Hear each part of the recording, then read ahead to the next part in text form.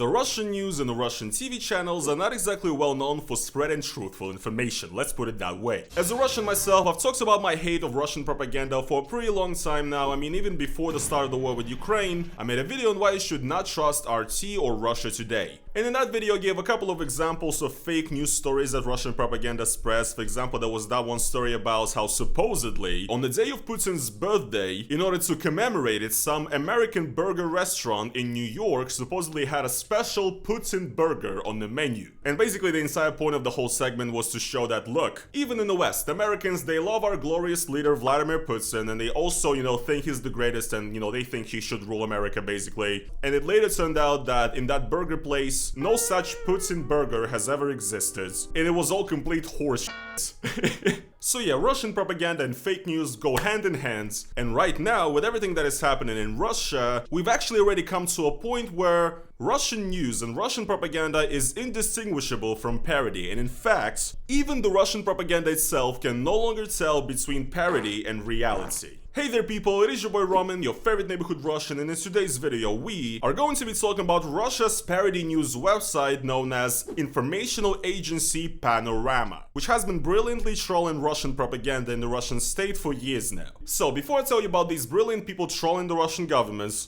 I would like to actually tell you what kind of prompted me to make this video. If you watch my channel, you might remember that recently I've talked about this case of Russian opposition activists creating a fake Z poet named Gennady Rakitin, who was essentially a fake person they created who they advertised as a person who writes pro-Russian poems, sort of supporting Russia's special military operation, right? These Russian opposition activists essentially ran a social experiment with this fake poet that they created, and they actually managed to get in contact with a few Russian officials, Russian propagandists and so on, who actually messaged them and even friended them on VK, the Russian social network, and so on, and supported their work essentially, right? And the best part is that this fake Z poet, Gennady Rakitin, turned out to be simply posting Nazi German poems translated to Russian. And all these patriotic Z Russians were basically consuming Nazi poems without knowing it. Because once again, when you translate Nazi German poems into Russian, they just sound very patriotic, like you love Vladimir Putin in your country, right? And what's even more funny is that the people who created this project actually had to go out and reveal it themselves, that this was a, social experiment all along, because no Z person even noticed that they were reading Nazi German propaganda. Absolute cinema. And what we have here today is a bit of a similar situation, honestly. So here I am, guys, on the website of this parody satirical news agency from Russia named Panorama. Basically, to put it very shortly, these guys are kind of like the Russian-speaking, Russia-centric version of The Onion. The Onion is also a parody news website that, parodies a lot of the right-wing politicians and viewpoints in the US, right? And the things that The Onion would report on 10 years ago are now actually real. They are actually happening, right? And we have a kind of a similar situation here. Essentially, IA Panorama, this website essentially creates fake news that are kind of trying to make fun of Russia's propaganda messaging, all coming from a sort of anti-Putin, anti-war, anti-censorship stance. And well, guys, the Russian state media has just unironically published one of the articles by this fake parody news agency, trying to pass it off as real and sort of, making a point about Russia's greatness. So this is the story right here. You might have probably heard about the new AI coming out from China called DeepSeek, and this news article is related to that. So here the headline says, "We have created our artificial intelligence based on Soviet technology." The CEO of the DeepSeek startup, Lian Wenfen, while being interviewed on YouTube by the American YouTuber Lex Friedman, has talked about the history of creating the chatbot. It turns out that the basis for the strongest of all existing neural networks today turned out to be machine code of Soviet programmers that was written in 1985. I am not going to beat around the bush. Our entire AI has been created based on Soviet technology, in particular the system of all gas, whatever that is, made by the academic Glushkov. Without this system, we'll never be able to catch up to Americans with their ChatGPT, said Wenfen.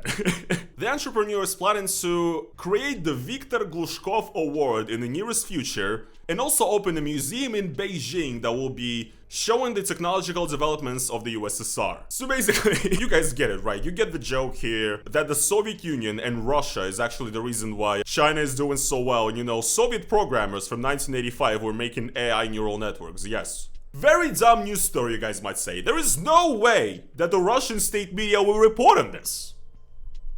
Okay, let's check it out. А вот разработчики DeepSeek рассказали, что основой для нейросети стал программный код, который был разработан советскими программистами еще в 1985 году. А вот... Yes, guys. Yes. The level of fact-checking in Russian news and Russian TV is incredible, right? And it's also just absolutely incredible that they will show this, once again, because they're trying to make Russia look like a great country. And they will just straight up do it. Like, these people don't even understand that this media is making fun of this kind of Russian culture of boasting about how great you are and how we created everything, actually, and how, you know, we are the creators of civilization and Slavic people or whatever, and how the entirety of Eastern Europe should belong to us and stuff. It's just hilarious that what Russian propaganda does is just like, oh yeah, this makes Russia sound good, let's just put it in. Doesn't matter if it's real or not, who gives a shit, right?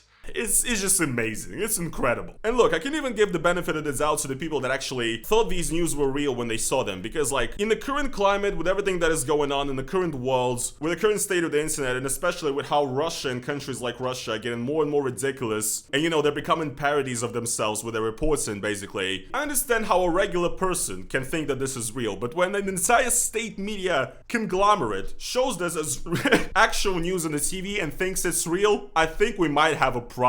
And also what's great is that apart from actual Russian state media, also pro-Russian Z Telegram channels that, you know, spread usually Russian news, they started posting about this. And also on VK, the Russian social media website, a lot of public pages that like post memes and news or whatever also reported on this as if this is like a real story. So the bar is in hell at this point, you guys. It's so low. So Panorama actually posted this here saying, are you guys not following Panorama yet? Don't worry, because the news reported by Panorama will of course be brought to you by other channels and other media. So here, for example, a Z Telegram channel with almost 200,000 subscribers sharing this news about, you know, once again, DeepSeek being developed by the USSR. Another pro-Russian Telegram news channel sharing the exact same news story, saying that it's real. Pro-Russian Telegram pundits also spread this story. And here we have, for example, Rifmy Panchi, which literally was like a public page in VK about rap music. This is essentially like the @rap account, you know what I mean? And here they are once again spreading the news that the head of DeepSeek said that, you know, once again, their technology came from the Soviet Union. Great picture here.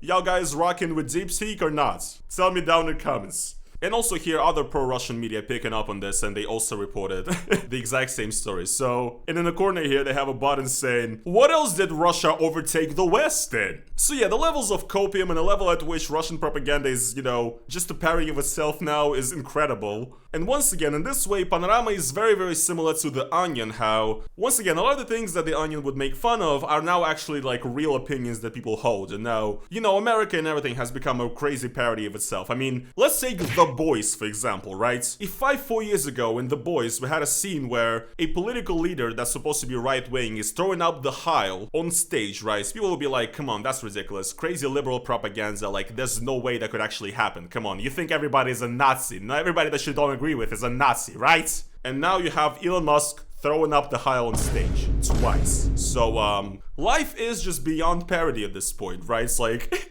yes, the richest man in the world can go to the presidential inauguration and throw up the Heil twice, and nothing is gonna happen to him, because I guess he supports Israel, you know, guys. Don't forget, he's a friend of the Jews, so, it is very cool. And once again, just like The Onion, a lot of the stories that were made up and created by Panorama, this fake media agency, they actually ended up becoming reality in Russia a few years later. So let's just look at a couple of examples, shall we? Here, this Russian media hall had actually made a compilation of all the Panorama stories that ended up becoming real. So here, for example, a news story that Panorama came up with in 2021. The headline was, the Russian Human Rights Committee has asked the Russian government to remove foreign funding and financial aid from the necessary requisites to be considered a foreign agent. Russia is gonna call people foreign agents even if they just have Western beliefs. Not only if they actually get money from the West, right? Well, in 2022, Russia and Vladimir Putin actually introduced a new law that actually, essentially makes it so that a person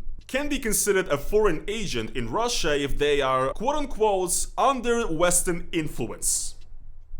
Whatever that means. So essentially what they did is that, yes, now we can actually name people foreign agents even if they have never received a cent from the West. So, incredible. In 2022, they made the joke about how since Renault, the car manufacturer, has left Russia and, you know, after the sanctions and everything, that they're gonna start building Moskvich cars, like Soviet cars again in Russia. And once again, just a few months later, in the same exact year of 2022, it actually ended up becoming reality because the Renault brand left Russia. Factories were converted into Moskvich factories, so they returned the name, the brand name, and they started actually producing a Chinese car in Russia called Jack, as far as I remember, and they are selling it for like a 2 or 3 times higher price than it is in China, by the way, so very patriotic and awesome.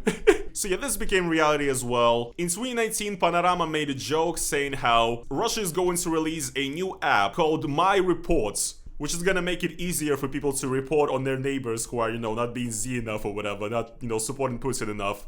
And in 2021, the Roskomnadzor, Russia's, you know, internet regulator, has announced that they actually are developing an app that will help people to report certain forbidden information, so to snitch on their neighbors, essentially. Or, for example, Panorama actually reported on Starlink has stopped working properly in Ukraine, supposedly because Elon Musk saw some Ukrainian insult him on Twitter, and so he decided to turn it off. And, you know, we all know who Elon Musk is and what he's like, so this actually became true because certain areas of Ukraine actually did start having, you know, issues with Starlink, and Elon Musk probably has a few things to do with that, so... And you know, there's way more of these out there, and since Panorama continues to create content, to create more news, and since it seems like they're kind of on the money with a lot of the sensitivities and where kind of the West and the East, Russia and everybody is going and how ridiculous everybody is becoming, once again, these people just continue to be on the money over and over and over again. And in fact, I believe since this right here, we've already had even more articles from Panorama that actually became real in Russia. So the point I'm basically making is that the world we live in is ridiculous and Russian news are ridiculous. And I do think that it's really interesting that, you know, even in Russia, we did get our own version of The Onion that, you know, makes these kinds of news in Russian, making fun of the kind of the entire agenda, the whole propaganda and everything. I think it's cool and I think it's awesome that, you know, you can just make up anything nowadays and people will believe it and they will spread the information without, you know, there being absolutely zero proof, zero anything, you know, we just live in a world of post-truth and I guess this is it. So yeah, people, just be very wary of the kind of news that you consume and the stuff that you're being fed, you know, in your algorithm or whatever. It could be an ironic media pretending to be a real media now, who knows. It is insanely difficult, I think I'm gonna go outside and touch grass instead, to be honest. I hope you guys enjoyed this video though, and I hope you did think it was kind of funny. If you guys did enjoy this video, if you did find it funny, then make sure to slap that motherfucking like on it. And also guys, if you would like to support me additionally, and that is financially, as always, you can go over to the link down in the description and become a YouTube member. It is basically like YouTube's own version of Patreon. It's the best way to support me, it's a monthly donation. Or you could also do a super thanks underneath this video for a one-time donation. Thank you guys so much for watching, and I will see you in the next video. Peace.